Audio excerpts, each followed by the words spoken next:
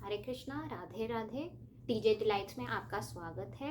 आज हम भागवत कथा का डे 4 पार्ट 2 करेंगे, पार्ट 3 करेंगे। तो कल हमने किनका नाम सुना था?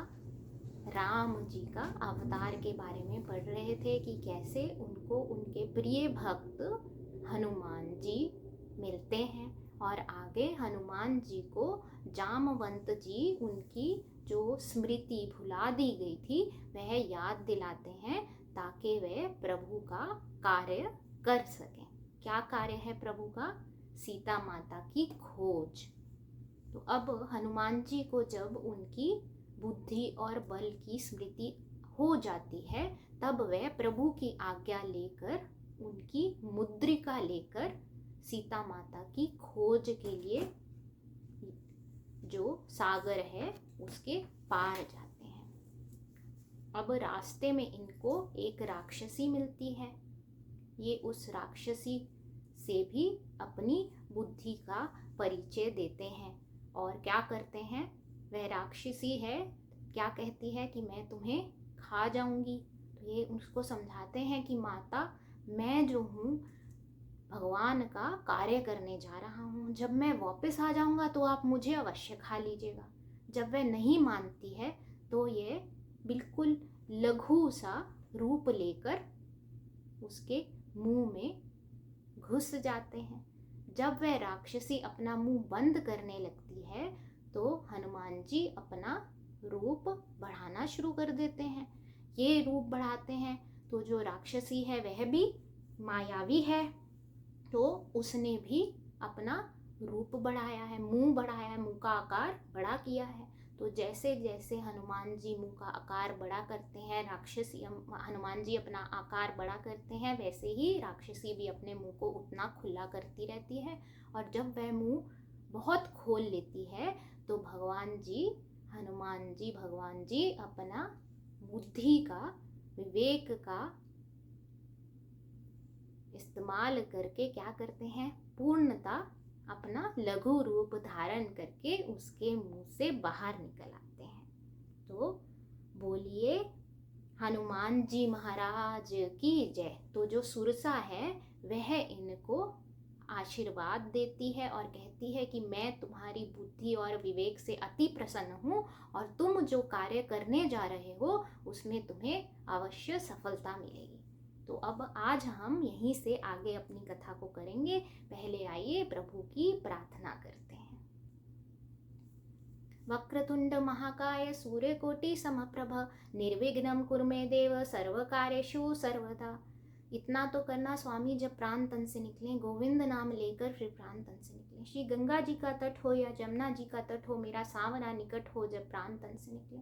श्री वृंदावन का थल हो, मेरे मुख में तुलसी दल हो, विष्णु चरण का जल हो जब प्राण तन से निकले।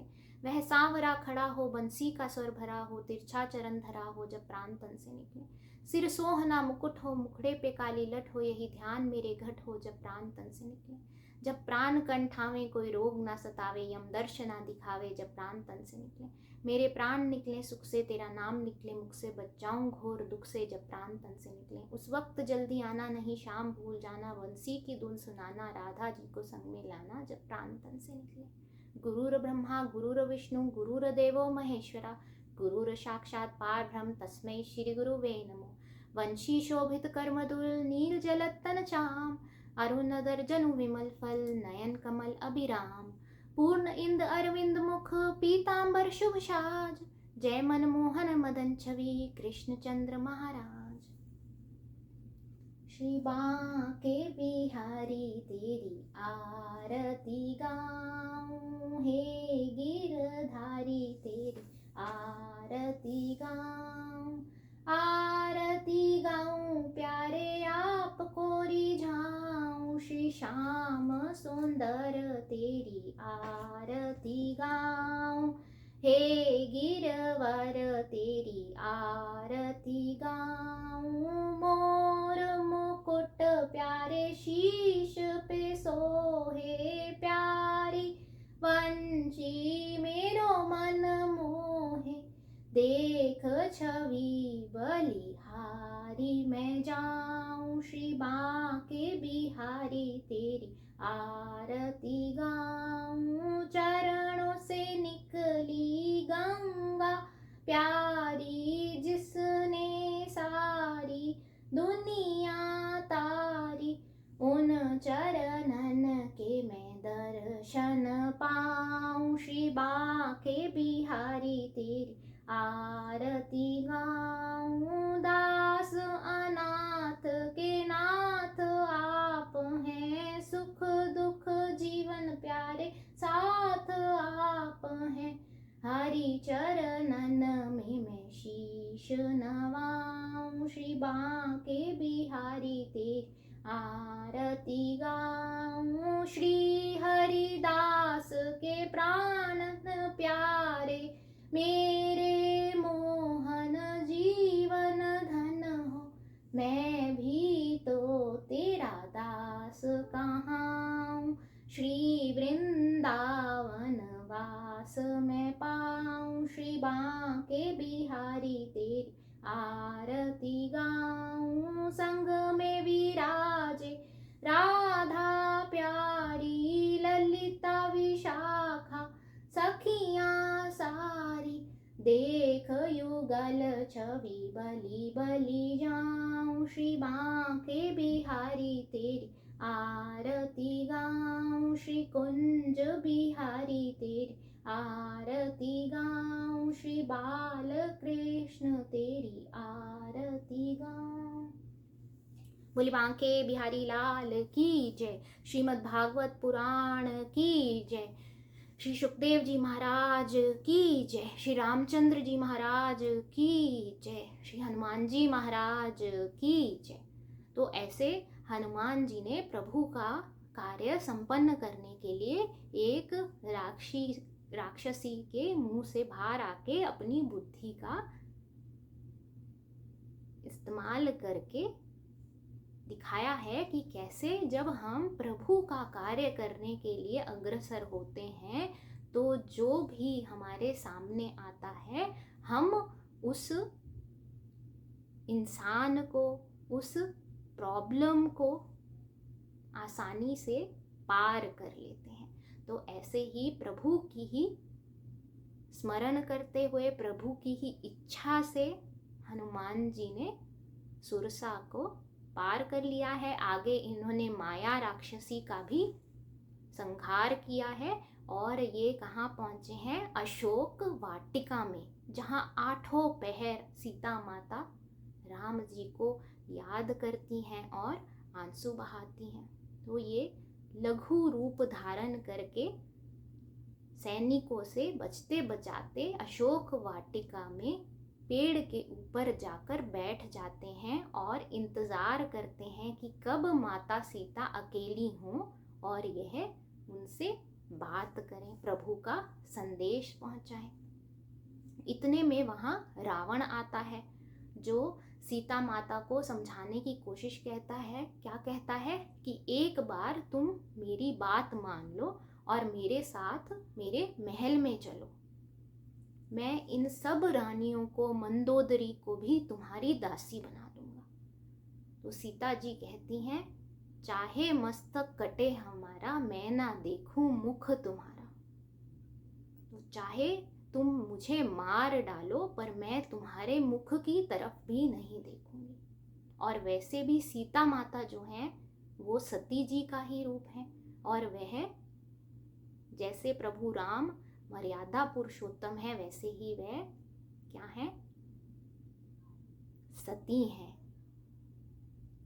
तो अगर एक सती जो कि केवल अपने पति की होती है, वह किसी दुष्कर्मी आदमी को, पुरुष को, जो कि ज़बरदस्ती उसके साथ कुछ गलत काम करने की कोशिश करता है, और ये हम उस युग की बात करें, कलयुग की बात नहीं कर रहे हैं, तो अगर वह रावण को देख लेती अपनी नज़रों से तो रावण भस्म हो जाता। परंतु क्योंकि यह राम जी ने करना था इसलिए सीता जी ने उनके मुख की तरफ भी नहीं देखा। तो रावण जो है वह खिसियाया हुआ अपने महल को वापस चला जाता है और सीता माता पुनः राम जी के स्मरण में डूब जाती हैं। वो हनुमान जी जो पेड़ के ऊपर बैठे हैं वह भगवान की जो मुद्रिका निशानी लेकर आए थे वह सीता माता के पास गिराते हैं। सीता माता मुद्रिका को उठाती हैं और पहचान जाती हैं कि ये तो मेरे श्री राम की है। तो वह पूछती हैं कौन है, कौन लाया है, जो भी लाया है वह मेरे सामने आए। तो हनुमान जी उनके सामने आ जाते हैं।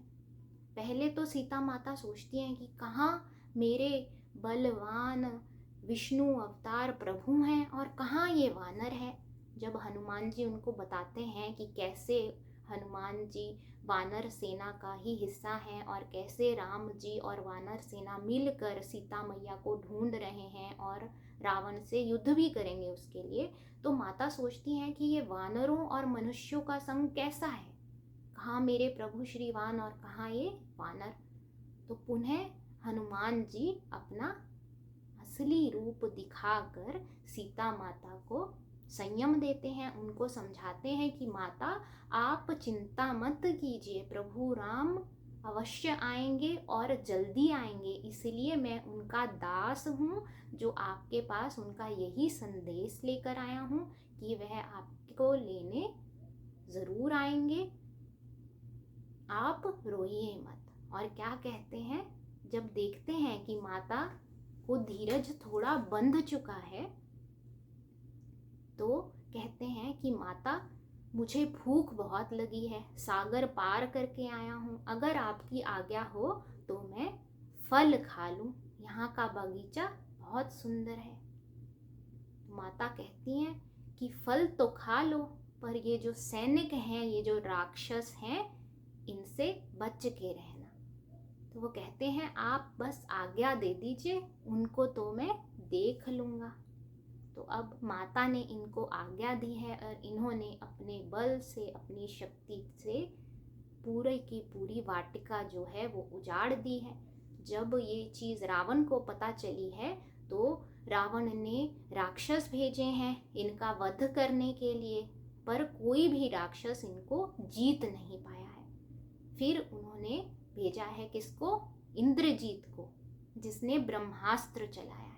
जब ब्रह्मास्त्र चला है तब हनुमान जी ने सोचा है कि ये तो ब्रह्मास्त्र है और अगर मैंने इसका भी अपमान कर दिया तो गलत हो जाएगा। तब वे खुद ही उसमें फंस गए हैं और बंध गए हैं। अब इनको रावण की सभा में लाया जाता है और ये रावण को कहते हैं कि मैं रामदूत हनुमान हूँ और मैं तुम्हें सिर्फ यही बताने आया हूँ कि अगर तुम अपना भला चाहते हो तो तुम राम जी को क्या करो, अपना लो, उनसे माफ़ी मांगो और सीता माता को उनको सौंप दो। तो रावण तो क्या है, अभिमानी है, तो उसको ये नहीं समझ आता है। तो ये वह क्या कहता है अपने सैनिकों को कि इसको वानर को मार दो। तब वहाँ कौन आता है, राम जी का एक ही भक्त है जो पूरी लंका में, विभीषण जी। देखिए कुल एक, वो भी राक्षस और वो भी राक्षस, कुल भी एक और माँ बाप भी एक, तो खून भी एक। लेकिन एक तरफ रावण है जो सब गलत काम करता है और असुरी शक्तियों से भरा हुआ है, और दूसरी तरफ भी एक असुर है विभीषण, पर वो भगवान का भक्त भी है। इसीलिए आपके कर्म आपको मनुष्य या राक्षस बनाते हैं। अगर आपके कर्म सात्विक हैं, प्रभु की तरफ झुके हुए हैं आप, तो आप भक्त हैं, आप मनुष्य हैं। परंतु अगर आप गलत काम करते हैं तो चाहे आप किसी भी कुल के हों, देखिए रावण जो था वो बहुत ज्ञानी था, पंडित कुल का था, पर उसके जो कर्म थे वे राक्षसी थे। तो हमारे कर्म ही हमको अच्छा या बुरा बनाते हैं। अब विभीषण जो है वह समझाता है अपने भाई को कि देखो दूत को कभी मारा नहीं जाता, तो तुम देना चाहते हो तो इसको कोई दंड दे दो। तो रावण कहता है कि हाँ ये ठीक कहता है, तो हम इसको दंड देते हैं। तो हनुमान जी की पूंछ पे को तेल में डुबो के उस पे अग्नि लगाने का कहता है, वह अपनी आज्ञा देता है अपने सैनिकों को। सैनिक भगवान हनुमान जी की पूंछ पे बाती लगा के, तेल लगा के अग्नि लगा देते हैं। और जो ही अग्नि लगाई है तो हनुमान जी ने अपना बड़ा सा रूप धारण किया है और सारी लंका जो है सोने की उसे जला दिया है। और केवल एक ही कुटिया है जो बची है जहां राम नाम जपा जाता था, और वो थी विभीषण की कुटिया। इसके बाद हनुमान जी ने सागर में जाके अपनी पूंछ को बुझाया है और पुनः भगवान के पास जाके सागर पार करके सारा बताया है। और इधर जाने से पहले उन्होंने माता से निशानी ली है, जैसे प्रभु से निशानी लेकर आए थे। तो माता ने इनको अपना आशीर्वाद और चूड़ामणि निशानी में दिए। जब ये अब पहुंचते हैं राम जी के पास और उनको सारी बात बताते हैं, तो जितने भी वानर हैं वह कहते हैं कि प्रभु राम, हम आपके साथ उन राक्षसों का वध करेंगे, उनसे लड़ाई करेंगे और सीता माता को वापस लेकर आएंगे। तो बहुत ही हर्ष से भगवान का नाम लेते हुए सब कहाँ पहुँचते हैं? सेतु पर। राम सेतु जिसे आज भी कहा जाता है, जो रामेश्वरम में है। अब वहाँ राम जी ने पूजा की है और उसके बाद में सब वानरों ने मिल के भगवान का नाम लेते हुए पुल बनाया है, जिसे राम सेतु कहते हैं। सागर के तट पे पहुंच के पूजा की है और राम का नाम पत्थरों पे लिख लिख कर पुल बनाया गया है। और ऐसे करके इन्होंने सागर को पार किया है और लंका जाकर बहुत भयानक युद्ध हुआ है। उस युद्ध में आगे वर्णन आता है कि कैसे लक्ष्मण जी जब मूर्छित हुए हैं और हनुमान जी उनके लिए क्या लेने जाते हैं? संजीवनी बूटी। तब उनका भरत जी से मिलाप है और भरत जी उनको एक बाण में पहुंचा देते हैं प्रभु के पास। अब हनुमान जी की दी हुई बूटी से लक्ष्मण जी की मूर्छा जो है वह समाप्त हो जाती है और अंत में भगवान श्री राम जो हैं वो रावण का वध कर कर सीता माता को वापस ले आते हैं। और राज्य जो है वह किसको मिलता है? विभीषण को। अब राम जी जो हैं अपना वनवास पूर्ण करके वापस अयोध्या में लौटते हैं। पूरी अयोध्या नगरी दुल्हन की तरह दीपों से सजाई जाती है और सब अयोध्यावासी प्रभु श्री राम के आने का क्या मना रहे हैं? आनंद मना रहे हैं। परमानंद हो जाता है ना, उत्सव हो जाता है, परम उत्सव हो जाता है जब भगवान आते हैं। तो सब अयोध्यावासी आनंद मना रहे हैं, खुशियां मना रहे हैं, घर घर दीप जल रहे हैं, जिस दिन को आज भी हम दीपावली के नाम से मनाते हैं। अब प्रभु राम ने राज्य किया है और आगे वर्णन आता है कि कैसे इन्होंने बहुत अच्छे से अपनी प्रजा का ध्यान रखा है और आगे मर्यादा पुरुषोत्तम होने का अपनी प्रजा को भी इन्होंने शिक्षा दी है कि एक धोबी के कहने पर कि सीता माता तो रावण के पास रहकर अशुद्ध हो गई हैं, ऐसा वर्णन करने पर इन्होंने सीता माता का त्याग कर दिया है। आगे कुछ कुछ जगहों पे वर्णन आता है लव कुश के पैदा होने का और उनका अपने पिता से मिलन का, और कैसे पिता से मिलने के बाद सीता माता जो हैं वह धरती में समा जाती हैं। अब प्रभु राम जी जो हैं अपनी जो उनकी राम अवतार में विष्णु भगवान की जो लीला है उसको समापन करके जाने को तैयार हुए हैं। यहाँ पर एक और प्रसंग आता है कि राम जी का जब जाने का समय आया तो कौन आते हैं जब आप जाने वाले होते हैं? यमराज जी। तो यमराज जी उनसे मिलने आते हैं और कहते हैं कि प्रभु, जब हम वार्तालाप कर रहे हों तब कोई भी हमारी बात को ना सुने। तो प्रभु कहते हैं ऐसा ही होगा। तो फिर उसके बाद में वो कहते हैं कि जो भी अगर गलती से भी कोई आ जाता है तो आपको उसको तुरंत क्या देना होगा? मृत्यु दंड देना होगा। प्रभु उनकी बात को मान लेते हैं क्योंकि प्रभु को भी पता है कि अब लीला समाप्त होने वाली है। अब जो भगवान और कौन है? यमराज जी, उनका जब वार्तालाप चल रहा है कि अब आपके जाने का समय हो चुका है, तो इतने में जो लक्ष्मण जी हैं उनको भगवान ने बोला था कि तुम बाहर खड़े होके पहरा देना और कोई भी अंदर ना आए जब तक मैं ना कहूँ, ये सुनना। तो इतने में ऋषि मुनि आ जाते हैं। वे कहते हैं हमें राम जी से मिलना है। तो लक्ष्मण जी कहते हैं मुझे भैया ने मना किया है। तो वे जब श्राप देने लगते हैं तो लक्ष्मण जी को ना चाहते हुए भी अंदर जाना पड़ता है।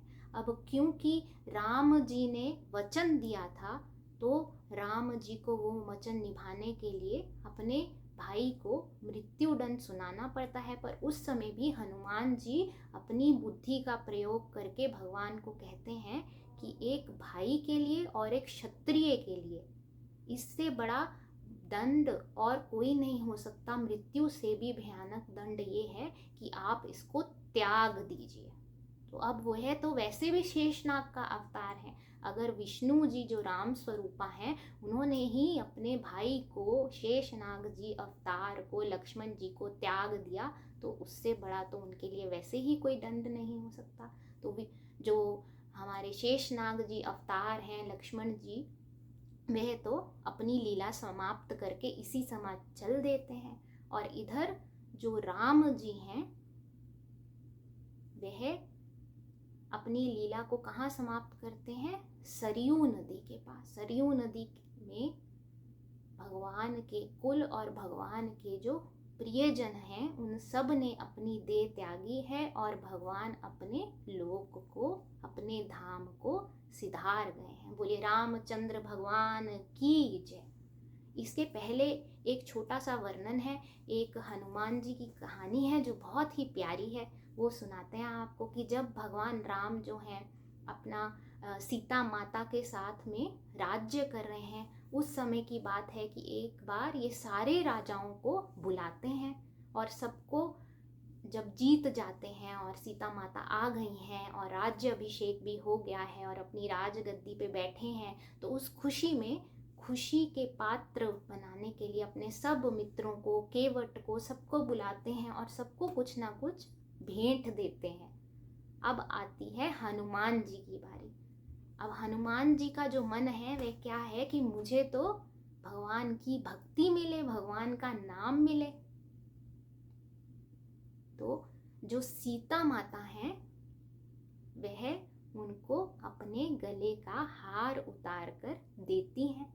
तो हनुमान जी जो हैं वे बड़े मायूस हो जाते हैं कि भगवान प्रभु राम ने मुझे भी बाकियों की श्रेणी में ले लिया। तब इन्होंने अपना क्या किया है? छाती चीर के दिखाया है कि इनके तो हृदय में श्री राम और जानकी जी वास करते हैं। देखिए हनुमान जी जो हैं वो बुद्धि, विवेक, बल सबका स्वरूप है और उनसे बड़ा भक्त कोई नहीं हो सकता। कहते हैं जहाँ भी राम जी की कथा होती है वहाँ हनुमान जी अपने आप आ जाते हैं। और आज भी एक हनुमान जी को भगवान ने कलयुग के लिए छोड़ दिया था और खुद जो है वह अपनी लीला समाप्त कर गए थे। हनुमान जी आज भी जब जहाँ भी राम जी की कथा होती है वहाँ अवश्य आते हैं। आपको अगर भगवान हनुमान से, जैसा मैंने कल भी कहा था, कुछ मांगना है तो भक्ति मांगिए। और एक इनका अति श्रेष्ठ मंत्र है, कभी भी आप किसी मुश्किल में हों या किसी अच्छे कार्य के लिए जा रहे हों तो इस चौपाई का जाप करके जाइए, तो आपको सफलता अवश्य मिलेगी। ये चौपाई है, पवन तने बल पवन समाना, बुद्धि विवेक विज्ञान निधाना, कविन सुच काज कठिन जग माही, जो नहीं होत तात तुम पाही। एक बार फिर से बताती हूँ, पवन तने बल पवन समाना, बुद्धि विवेक विज्ञान निधाना, कविन सुच काज कठिन जग माही, जो नहीं होत तात तुम पाही। आपका एग्जाम हो, आप किसी और शुभ कार्य के लिए जा रहे हो, आपको कुछ फैसला करना हो जहां आपको समझ नहीं आ रहा है कि क्या करें, लेकिन आप जानते हैं कि उस कार्य करने का फल आपके लिए अच्छा होगा, तो इस मंत्र का जाप करिए और आगे बढ़िए। भगवान आपको बुद्धि भी देंगे और बल भी देंगे। हाँ, बस आपको उनका नाम और उनको जो प्रिय हैं भगवान विष्णु, उनका नाम लेते रहना है, कि भगवान हनुमान जी भी साथ तभी तक देंगे जब तक आप भगवान का नाम ले रहे हैं, क्योंकि वह तो रहते ही उसके पास हैं जो भगवान का नाम लेता है। देखिए, जितने भी हमारे भक्त हुए हैं अभी तक, हमने इतनी कहानियां सुनी, उन सब में एक चीज तो जरूर है ना, कि वो हमेशा कुछ भी कठिनाई आई हो, कैसा भी प्रयोजन रहा हो, कैसे भी उनके माँ बाप रहे हों, पर उन्होंने भगवान का सिमरन नहीं छोड़ा है।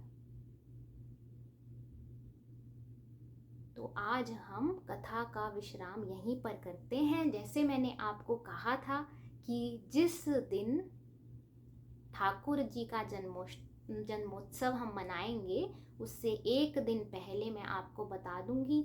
तो कल की कथा में हमारे सबके प्रिय ठाकुर जी का जन्मोत्सव होगा, उसके बाद नंदोत्सव होगा। तो आप अपने घर में ज़रूर कुछ मीठा बनाइए और अपने बच्चों को भी खिलाइए, अपने परिवार को भी खिलाइए। ठाकुर जी का जन्मदिन है ना, तो खुशी से तो मनाएंगे। आइए अब ठाकुर जी का एक छोटा सा भजन गाते हैं और आगे बढ़ते हैं। बोल बांके बिहारी लाल की जय। मेरो कान्हा गुलाब को फूल, किशोरी मेरी कुसुम कली। मेरो कान्हा गुलाब को फूल, किशोरी मेरी कुसुम कली। कान्हा मेरो नंदजू को छोनो, कान्हा मेरो नंदजू को छोनो। श्री राधे विषभान लली, किशोरी मेरी कुसुम कली। श्री राधे वृषभान लली, किशोरी मेरी कुसुम कली। मेरो कान्हा गुलाब को फूल, किशोरी मेरी कुसुम कली।